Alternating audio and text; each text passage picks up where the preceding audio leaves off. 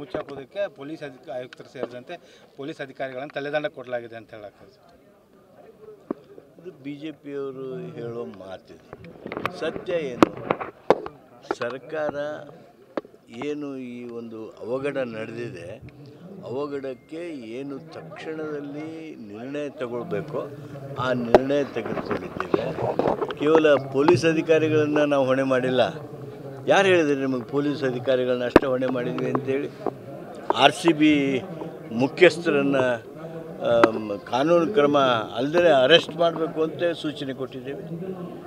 ಆ cricket association ಅವರು KSC ಇದ್ದಾರೆ, ಅವ್ರ ಮೇಲೆ ತಕ್ಷಣ ಕ್ರಮ ಮಾಡಬೇಕು ಅಂತ ಹೇಳಿದ್ವಿ. ಅದೇನು ಇವೆಂಟ್ ಮ್ಯಾನೇಜರ್ಸ್ ಇದ್ರಲ್ಲ ಅವರು DNA ಅವ್ರ ಮೇಲೆ ತಕ್ಷಣ ಕ್ರಮ ಜರುಗಿಸಬೇಕು, ಅವ್ರನ್ನ ಬಂಧಿಸ್ರಿ ಅಂತೇಳಿ ಹೇಳಿದ್ದೇವೆ. ಯಾರ್ಯಾರಿಂದ ಲೋಪ ಆಗಿದೆ ಅದನ್ನು ಎನ್ಕ್ವೈರಿ ಮಾಡೋದಕ್ಕೆ ಏಕ ಸದಸ್ಯ ಆಯೋಗ ನ್ಯಾಯಮೂರ್ತಿ ಮೈಕಲ್ ಕುನ್ನಾ ಅವರ ನೇತೃತ್ವದೊಳಗೆ ನಾವು ವಿಚಾರಣೆಯನ್ನು ಪ್ರಾರಂಭ ಮಾಡೋದಕ್ಕೆ ಆದೇಶ ಮಾಡಿದ್ದೇವೆ. ಇದು ಪಾರದರ್ಶಕ ಅಂತ ತಮಗೆ ಅನಿಸೋದಿಲ್ವಾ?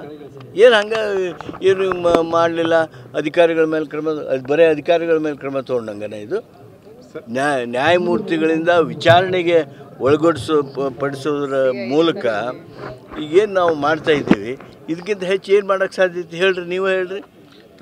ಏನು ವಿಜಯೋತ್ಸವಕ್ಕೆ ಅವಕಾಶ ಕೊಡಬಾರ್ದಿತ್ತಲ್ಲ ಸರ್ಕಾರ, ಯಾಕೆ ಕೊಟ್ಟರೆ? ಅದೇ ವಿಜಯೋತ್ಸವಕ್ಕೆ ಅವಕಾಶ ಕೊಟ್ಟಿಲ್ವೋ ಅದು ನ್ಯಾಯಮೂರ್ತಿಗಳು ತನಿಖೆ ಮಾಡಿ ಹೇಳ್ತಾರೆ.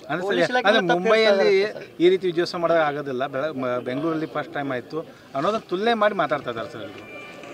ನೋಡಿ, ಮುಂಬೈದಲ್ಲಿ ಆಯಿತು, ಹೈದರಾಬಾದಲ್ಲೇ ಆಯಿತು, ಕಲ್ಕತ್ತಾದಲ್ಲಿ ಆಯಿತು, ಇವನ್ನ ನಾವು ಹೋಲಿಕೆ ಮಾಡಿ ನೋಡೋದಿಲ್ಲ.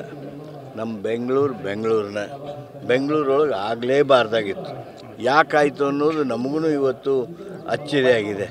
ಆದರೆ ನ್ಯಾಯಮೂರ್ತಿಗಳು ಈಗ ಅದರ ವಿಚಾರಣೆ ಪ್ರಾರಂಭ ಮಾಡಿರೋದ್ರಿಂದ ಮಂತ್ರಿಗಳಾಗಿ ನಾವು ಆ ಘಟನೆ ಬಗ್ಗೆ ಯಾವುದೇ ರೀತಿಯಾಗಿರ್ತಕ್ಕಂಥ ವಿವರ ಅಥವಾ ವಿಶ್ಲೇಷಣೆ ಮಾಡೋದಿಲ್ಲ. ಸರ್, ಇಂಟೆಲಿಜೆನ್ಸ್ ಫೇಲ್ಯೂರ್ ಆಗಿದೆ ರಾಮಲಿಂಗಾರೆಡ್ಡಿ ಸರ್ ಹೇಳಿದರು, ಇಂಟೆಲಿಜೆನ್ಸ್ ಫೇಲ್ಯೂರ್ ಆಗಿದೆ ಅಂತ ಹೇಳಿದರು. ಅನುಭವಸ್ಥರವರು ಅವ್ರಿಗೆ ಗೊತ್ತಿರ್ಬೋದು, ಆದರೆ ನನಗೆ ಅದ್ರ ಬಗ್ಗೆ ಮಾಹಿತಿ ಇಲ್ಲ. ಸರ್, DCM ರಾಜೀನಾಮೆ ಕೊಡಬೇಕಂತ BJPಯಿಂದ ಒತ್ತಾಯ ಮಾಡ್ತಾ ಇದ್ದಾರೆ. ಬರೀ ಅಧಿಕಾರಿಗಳು ಮಾಡಿದ್ರೆ ಗೃಹ ಸಚಿವರು ಅಲ್ಲ ರೀ, CM ಅವರು ತಕ್ಷಣ ಮಾಹಿತಿ ಬಂದ ಕೂಡಲೇ ದವಾಖಾನೆಗೆ ಹೋದರು. ನಮ್ಮ DCM ಅವರು ಸತ್ತು ಹೋಗಿದ್ದಾರೆ ಅಂತ ಅಂದ್ಕೂಡಲೇ ಅಲ್ಲಿ ಧಾವಿಸಿ ಯಾವುದೂ ಶಿಷ್ಟಾಚಾರ ನೋಡಲ್ದಂಗೆ, ಯಾವುದೇ ರೀತಿಯಾಗಿ ಸೆಕ್ಯೂರಿಟಿ ಏನಾದೀತು ಅನ್ನೋದನ್ನು ಗಮನಿಸ್ದಂಗೆ ಆ ಧಾವಿಸಿ ಆ ಸಾವು ಕಂಡಂಥ ಯುವಕರ ಮಧ್ಯದಲ್ಲಿ ಹೋಗಿ ನಿಂತಿರಲ್ಲ, ಅದು ಭಾಳ ನೋವು ನಿಮಗೆ. ಅದು ಆ ಉದ್ವೇಗದಲ್ಲಿ, ಮಾತಿನಲ್ಲಿ ಭಾವನಾತ್ಮಕವಾಗಿ ಅವರು ತಮ್ಮನ್ನು ತಾವು ತೊಡಗಿಸ್ಕೊಂಡಿದ್ದು, ರಿಸ್ಕ್ನೊಳಗೆ ಹಾಕ್ಕೊಂಡಿರೋದು, ಅದು ಭಾರಿ ತಪ್ಪಾಯ್ತಾ ನಿಮಗೆ? ಏನು ಸತ್ರೂ ಅಳು ಬರಬಾರ್ದ?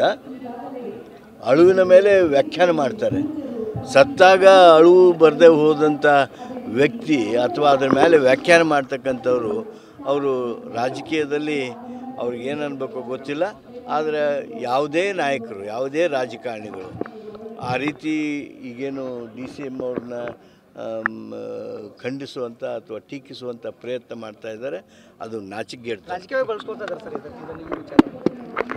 ಸ್ಪಷ್ಟವಾಗಿ ಕಾಣ್ತಾ ಇದೆ. ಆದರೆ ನಾವು ಇದನ್ನು ರಾಜಕೀಯವಾಗಿ ಬಳಸ್ಕೊಳ್ಬಾರ್ದು. ಇದು ಆಗಿರ್ತಕ್ಕಂಥ ನೋವಿಗೆ ನಾವು ವ್ಯಥೆ ಪಡಬೇಕು. ಹಾಗೂ ಯಾರು ಇದನ್ನು ತಪ್ಪು ಮಾಡಿದ್ದಾರೆ, ಆ ತಪ್ಪು ಮಾಡಿದವ್ರಿಗೆ ಶಿಕ್ಷೆ ಮಾಡೋದಕ್ಕೆ ಏನು ಹೆಜ್ಜೆಗಳನ್ನು ಇಡಬೇಕು ಆ ಹೆಜ್ಜೆಗಳನ್ನು ಸರ್ಕಾರ ಇಡ್ತದೆ.